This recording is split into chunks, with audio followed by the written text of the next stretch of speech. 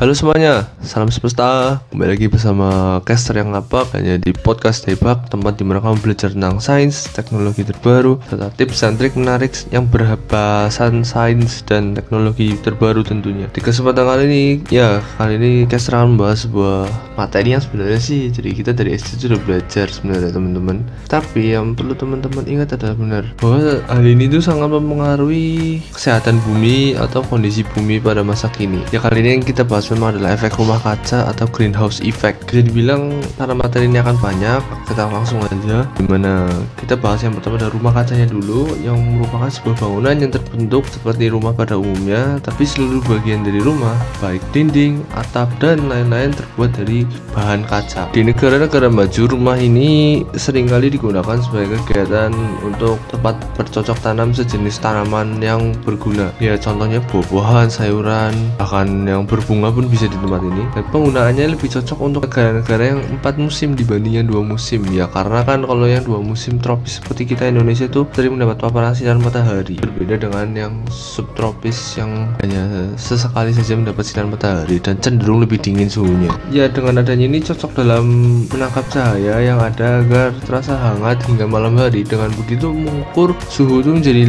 relatif lebih hangat loh di malam hari loh, dengan adanya efek rumah kaca ini. Itu yang membuat mengapa efek rumah kaca itu juga sebenarnya kadang itu penting.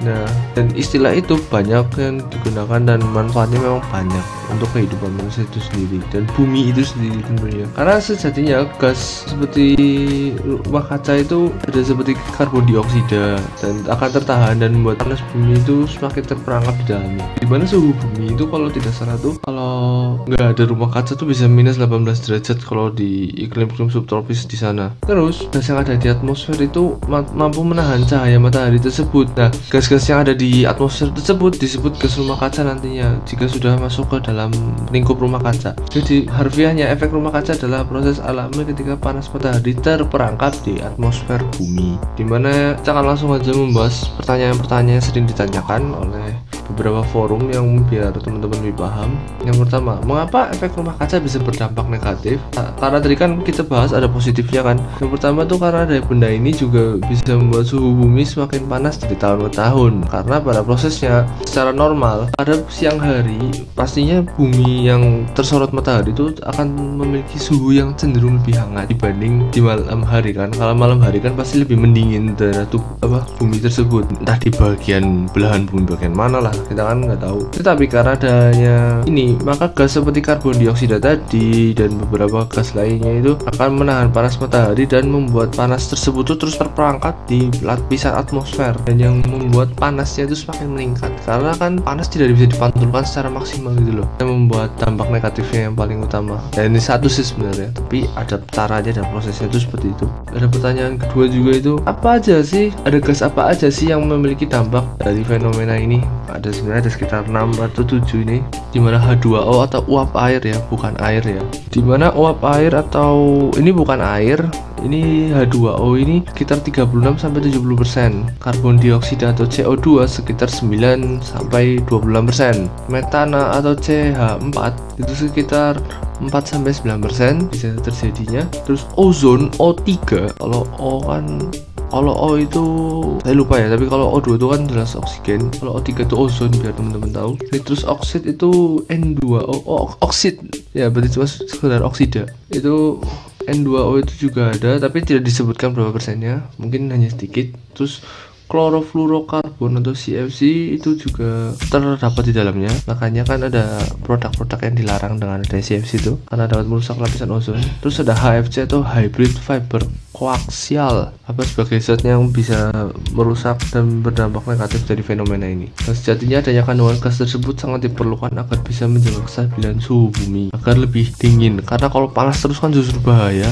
Namun karena banyaknya tambahan faktor lain juga dapat membuat bumi bertambah panas dan merugikan suhu pada planet. Ya betul juga, karena kan nanti akan banyak dampaknya yang akan kita bahas di pertanyaan ketiga ini. Dampaknya apa aja adanya efek rumah kaca, tapi ya yang kita bahas. Pertama, naiknya suhu suhu dasar permukaan bumi. Katanya yang dulu saya pernah bahas di saya ketika SMA itu, saya pernah bertanya apakah sebenarnya global warming itu sudah menambah berapa derajat. Katanya itu derajat yang ada itu dari panas normal yang sekitar 30 apa ya, itu menjadi naik 31 suhu normalnya. Walaupun kenaikan hanya 1 derajat itu katanya sangat berpengaruh dalam kehidupan bumi. Yang pertama. Yang kedua, es kutub mulai mencair, yaitu karena naiknya suhu tadi otomatis belahan bumi selatan dan utara akan mengalami pelelehan es di daerah kutub tersebut yang menjadi dampak kedua. Yang ketiga itu ekosistem mengalami kerusakan besar karena semakin panas itu bisa merusak habitat para hewan-hewan atau tanaman-tanaman yang ada, sehingga bisa terjadi hal-hal yang tidak diinginkan dan membuat kehidupan para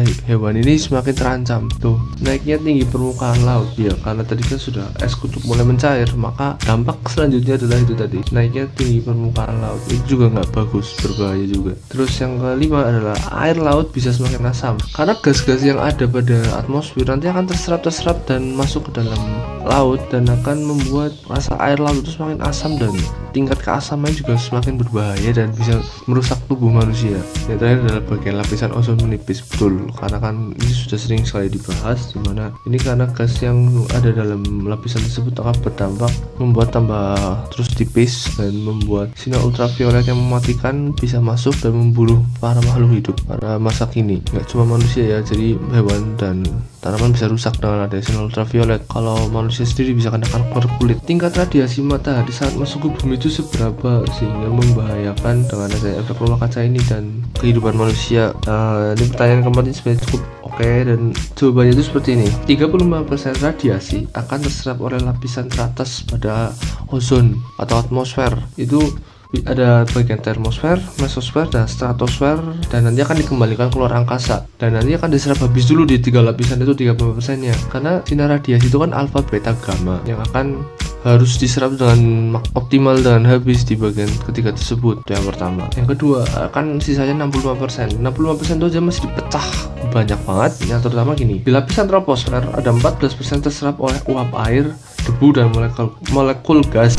Uap air, debu, dan molekul gas dipecah lagi menjadi 50%, dan 50% itu masih dipecah menjadi 37% radiasi langsung, 14% radiasi difus atau yang sudah terhambur di lapisan troposfer dari molekul gas atau partikel debu yang ada, terus radiasi yang akan diserap sebagian dan dipantulkan kembali dengan bentuk radiasi inframerah. Seperti itu teman-teman. Dan kemudian pada bagian yang sinar inframerah itu nanti akan diserap oleh gas rumah kaca. Diingat baik-baik, gas rumah kaca yaitu beberapa gas yang sudah disebutkan tadi itu, yang 7 tadi itu akan terperangkap di dalam rumah kaca dan membuat suhunya semakin panas gitu loh, karena akan naik. Itu mengapa yang membuat rumah kaca tuh menyampung banyak sekali panas bumi, dan gas-gas yang ada dalam secara bertebaran tuh malah terperangkap di efek rumah kaca gitu loh. Kemudian ada pertanyaan kelima, apa faktor yang membuat fenomena ini bisa terjadi dan cara pencegahannya? Oke, faktor pencegahannya yang pertama penggunaan kendaraan bermotor yang berlebihan, karena motor itu yang masih menggunakan bensin akan menghasilkan CO2 dan H2O kan. Makanya mulai saat ini mulai banyak perusahaan-perusahaan modern itu lebih mengutamakan mobil-mobil dengan alternatif bahan bakar gitu loh. CFC pada kulkas dan AC. Biasanya sih untuk yang jenis-jenis elektronik modern pada kulkas dan AC katanya sih sudah mulai mengurangi penggunaan CFC tentunya. Pembakaran hutan itu pasti, karena hutan itu kan paru-paru dunia itu dimana penghasil oksigen terbesar. Perlu diketahui karena industri pertanian yang menggunakan efek rumah kaca ini, maka rumah kaca tersebut akan melepas gas rumah kaca yang seperti N2O yang akan pada gas udara itu nanti akan membuat lebih panas lagi gitu loh. Terus yang selanjutnya adalah industri peternakan itu juga, karena tanpa disadari kotoran dan kentut dari sapi menghasilkan gas karbon dioksida dan metana CH4 pada limbah peternakan yang ada. Sebenarnya kalau caster pribadi ini sudah tahu isu ini dari sejak lama, sejak SD mungkin, karena memang katanya tuh sapi yang kentut dan mengeluarkan kotoran itu memang nggak terlalu bagus, walaupun kita memang membutuhkan susu dan dagingnya. Yang terakhir adalah penebangan liar, ya hampir sama lah seperti pembakaran hutan. Dan yang terpenting adalah kita harus mencegahnya dengan menghemat energi listrik, karena ada PLTBB kan, pembangkit listrik batu bara itu loh, harus dimulai dikurangi karena pembakaran sisa dari batu bara itu menghasilkan gas-gas yang berbahaya juga untuk kesehatan penghangat bumi. Yang kedua itu gunakan pupuk organik terus, ini supaya gas yang memiliki emisi gas N2O itu bisa berkurang gitu loh kalau menggunakan pupuk non organik gitu loh katanya loh. Kalau non organik itu kan ya yang buatan berarti kan, kalau organik kan yang asli dari olahan gitu loh. Terus mengolah limbah dengan baik, terutama pada limbah-limbah peternakan ya, karena dari sapi itu ya bisa dipikirkan sendiri lah, tentunya kan berbahaya juga. Terus kan sekarang kan di Indonesia juga termasuk negara yang masih rutin menggalakkan tentang pendidikan untuk melakukan reboisasi di beberapa titik sekolah, beberapa titik tempat, dimana nih mungkin trennya memang nanti setelah persebaran virus corona ini nanti akan mulai banyak yang satu rumah tuh memiliki tanaman pribadi, dimana dengan begitu dapat merawat bumi juga gitu loh. Menurut saya sih kurangi dan batasi penggunaan plastik karena sulit terurai ya, udah sulit terurai bisa merusak ekosistem, makanya plastik itu kalau bisa mulai dikurangi. Dan belilah sebuah keranjang khusus untuk teman-teman yang suka belanja ke pasar atau ke supermarket, agar dengan begitu teman-teman itu bisa lebih menghemat juga gitu loh, dan lebih efisien juga dalam membawa suatu barang ketika nanti belanja. Dan toh kalau teman-teman punya sendiri toh juga biasanya kan kapasitasnya lebih besar dan dalam belanja juga lebih tenang gitu.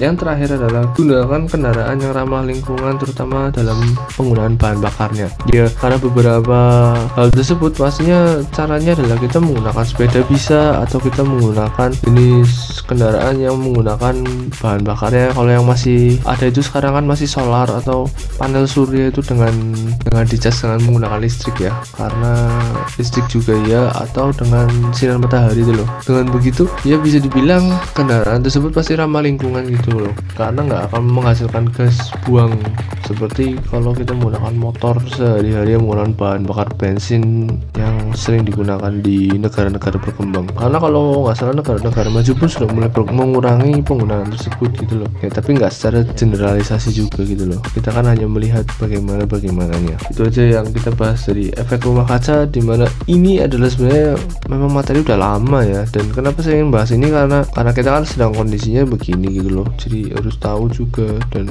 lakukan cocok tanam itu kan juga sekarang menjadi kultur yang ada di beberapa video-video YouTube pun sudah mulai menggalakkan untuk melakukan ya itu tadi, penanaman pohon-pohon untuk membuat bumi jauh lebih baik. Oke, mungkin itu saja yang bisa saya share tentang kali ini. Terima kasih sudah mendengarkan, dan jaga selalu kesehatan, dan sayangilah orang di rumah. Dan saya juga terbuka untuk teman-teman yang ingin melakukan konsultasi tentang pemilihan produk-produk gadget ya, bisa langsung mention saya di media sosial saya yang ada di thumbnail, dan dengan begitu teman-teman bisa lebih yakin dalam membeli gadget-gadget yang diinginkan. Jadi oke, terima kasih sudah mengenalkan ini, dan semoga teman-teman jauh lebih mengerti tentang efek rumah kaca, dan see you next chapter.